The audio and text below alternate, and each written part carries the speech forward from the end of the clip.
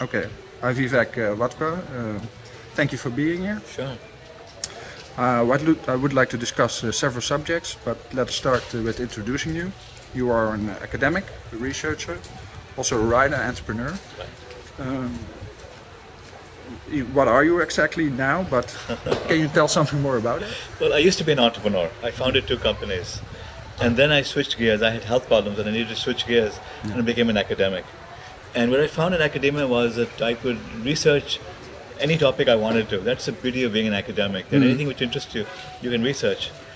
But one thing which academics don't do, which is very important, is to communicate their findings. What they do is that they publish academic papers that no one reads. Academic journals, who reads them? They're boring, right?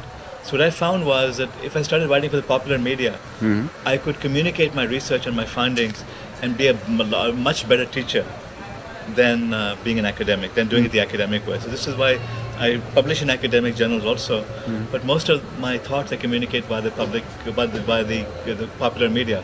Business Week, I have my own Business Week column. Yeah. TechCrunch, I have my own TechCrunch column. So I write to the popular media, and I'm able to make a major impact on debates. And I learn every time I write something, I get flooded with feedback, and I learn. I learn from criticism. I learn from praise.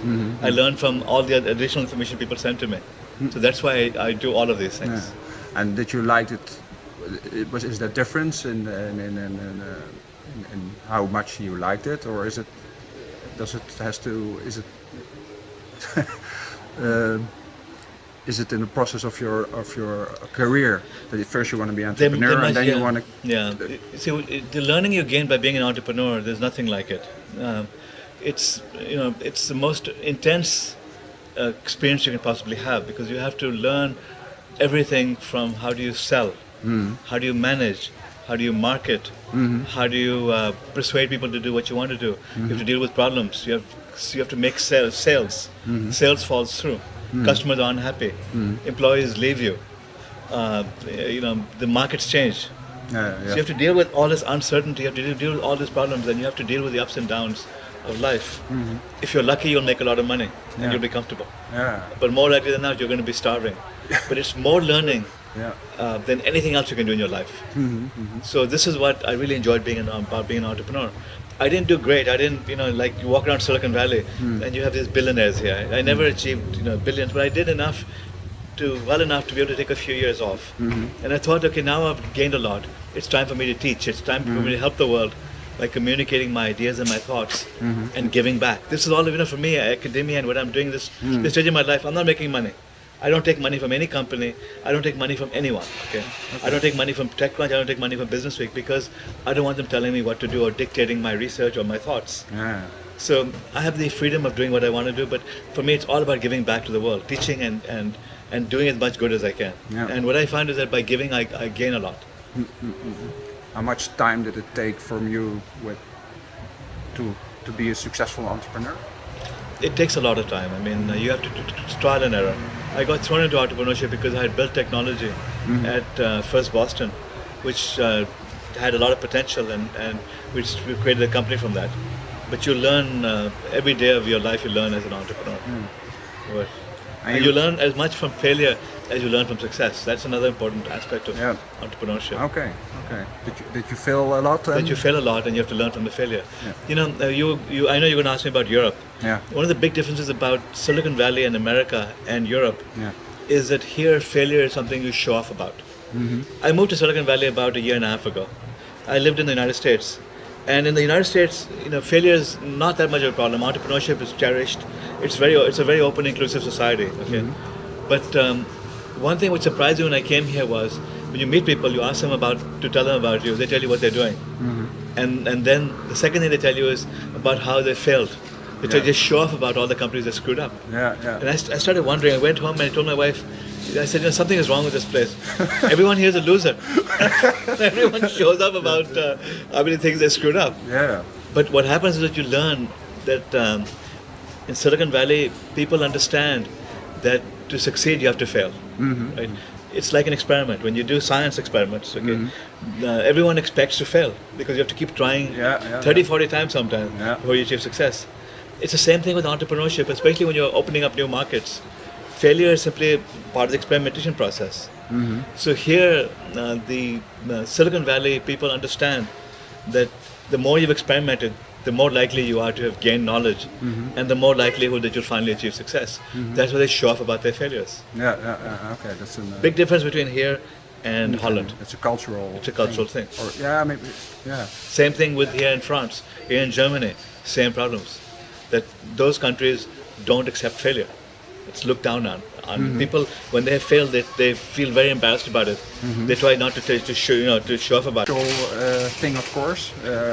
It's a social thing. It's a cultural thing. It's a societal thing. It's something which, if Europe is ever going to, want to become entrepreneurial like America, it has to accept failure. You have to now teach children that it's okay to fail. You have to teach entrepreneurs that it's okay to fail. Leaders have to show off about failure. You have to have venture funds that invest in failures. There's a big systematic change that has to happen before Europe becomes anything like Silicon Valley. Yeah. The students are coming here to the USA. What's the main reason you think they are? Because the US education system has a great reputation. And then one of the things which is almost secret, which people haven't talked about, is that when students came here previously, they came here to stay. They saw education as a path to getting citizenship to America. That's how it used to be. Yeah. And the reason why people come to this country is because it's a very open, inclusive society. Here in Silicon Valley, when I walk around, people don't look at me as a foreigner. I'm like a local. Okay, if I go around in Europe, I've been to Netherlands many times. I mean, you walk around there, people sort of look at you. They think, oh my God, this guy looks like an Arab. He must be a Muslim. Maybe he's a terrorist. Okay, that's the way people look at you in Europe.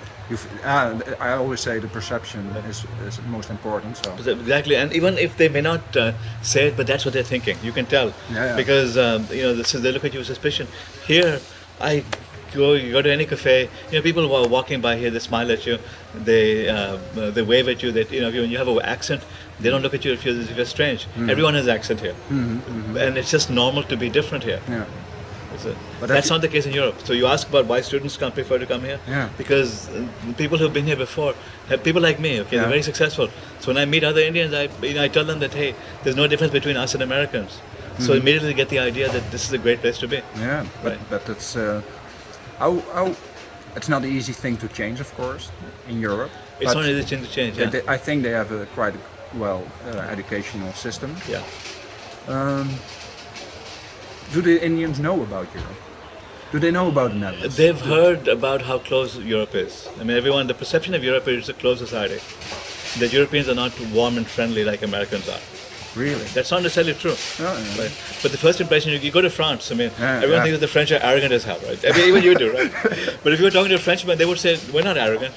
But those are perceptions. Yeah. But that's what counts, of course. But that's what counts. So it's the same thing about Europe, that the perception across the world, not only Indians, Chinese, Americans, you talk to Americans, and they don't perceive Europe to be that open an environment. They feel uncomfortable. How are you going to change that? Don't ask me. No, but I don't necessarily can change things, but you have to be aware of these things. Exactly. One of the reasons why they go not that much to Europe. Exactly. But we cannot change that in one day. But what could we do as me or other universities? This have to be, from a university point of view, they have to welcome foreign students. They have to accept different cultures, different ways. They have to provide them with, with mentors who understand their culture and their language. Like if you want to invite Indians, have a Bollywood club. We show Bollywood movies. Things like that where people feel comfortable. Yeah. Okay. Yeah, you also talked about that last week with networking. Right. Why the Indians are so successful. That's the magic here in Silicon Valley. In Silicon Valley, in the year 2000, 6% of the working population was Indian. From 1995 to 2005, 15.5% of all the startups in Silicon Valley had an Indian CEO or an Indian CTO, Chief Technology Officer. So 6% started, being critical to 1 out of 7 companies is just mind-blowing. Why? And this wasn't the case 30 years ago. Indians have been disproportionately successful. This is what I've been researching as to how does this magic happen? How do people like me come here? and become rock stars so fast. Yeah, yeah. The magic is that Indians mastered the rules of engagement of Silicon Valley. They understood how Silicon Valley works, what its advantages are, and they mastered it. Okay, this is why Indians are successful. And what is Silicon Valley's magic? It's a giant network. Now, if you take any video of any coffee shop here, you'll see entrepreneurs talking to each other openly, exchanging ideas, Yeah, that's true. and not showing off about their failures. You go and just go to Starbucks over there and just meet anyone. They'll start talking to you very nicely. You ask them about what are you doing, if you see any entrepreneur working on the technology, ask them to show you what they're doing. They'll show you the source code. They'll show you anything about it. They'll tell you the ideas without even thinking twice. They'll get feedback from you. So This is Silicon Valley. yeah, that's a success factor. That's a sketch out of Silicon Valley. That's quite interesting. And it's anywhere. I mean, anywhere in Silicon Valley. I challenge you: go to any cafe in Silicon Valley and just sit down with any entrepreneurs over there. They'll start telling you about what they're doing. That's really easy to access people here. Yes, that's yes. thing. Do that in Schiphol or Or somewhere. or anywhere over there, right? Yeah, yeah. But those were how things work here in Silicon Valley, and and they mastered it. But probably they are also good at it. Eh? They became good at it. Yeah. People are smart. I mean, Europeans are as smart as Americans are, as smart as Indians are, as smart as Chinese are, as smart as Malaysians are, as smart as Chileans are. The people are the same. Okay, the average person is as smart as the average person is, right? But what happens is that when you have different attitudes towards taking risk, different attitudes towards success, openness, people sharing their ideas and so on, you develop a different culture and a mindset. The other thing is government. Here it's very easy to start a company. It's very easy to fail. In much of Europe, it's a big bureaucracy to start a company, to fire people to the bureaucracy, to be bankrupt is a nightmare in many countries. You can go to jail in some places in the world for being bankrupt. So you have to fix all of these problems. But when you want to start here as an Indian, you also have you need a green card, I think. Oh yeah, there's a major problem. This is what I've been talking a lot about. Is that there's a major problem brewing for America. I'm talking about the America that existed 5 or 10 years ago, where people like me could come here and start businesses and so on. Over the last 10 years or so, what's happened is that America brought in so many people on temporary visas and not permanent resident visas that there are million skilled immigrants in the United States and their families waiting for green cards, for permanent resident visas. They're stuck. Okay, there are no visas available for them. The debates about immigration have gotten so nasty. It's all about the Mexicans who jumped over the border. I mean, that's really, when you get behind the debate, you cut through all the noise. It's really the discrimination against Mexicans who jumped across the border. That's what the people who are eliciting all this negativity. Those are good human beings. I mean, hardworking people who came here for opportunity, right? But the fear is that they're taking American jobs away. If you look at the real data, they don't show that they're doing jobs that no one else wants to do, and they're good, hardworking people, right? But that's a lot of the paranoia, and because so many people came illegally, the question is how do you reward them by making them legal? If you now give them green cards, then you're encouraging the next million people to come here. Then I say 12 million illegals is the number I've heard is commonly cited. You're saying another 12 million people come here. You're rewarding people who break the law. So this debate right now, it's a very difficult debate. Okay? It's crowding out the debate about skilled immigrants. There are million skilled immigrants. They're forgotten in this nastiness about the illegal immigration debate. The result is that these people are now getting frustrated, and because India and China are doing so well, the economies are rising. There's so much optimism. You should make a trip to India sometime. Or China. I will. Yeah. I've been there and I'm going there. So Just go there and start meeting the entrepreneurs. You'll see optimism, energy, vitality, success. Anywhere you go, you can start. It's like a gold rush for fixing infrastructure problems and for entrepreneurship in many places in the world. So if you're here stuck and you can't start a company like people did, why do you have to keep putting up with this thing when you can go back and get a better job at home? So they're going back in record numbers, and they're going back and starting companies in India and China, and the economies are booming even more.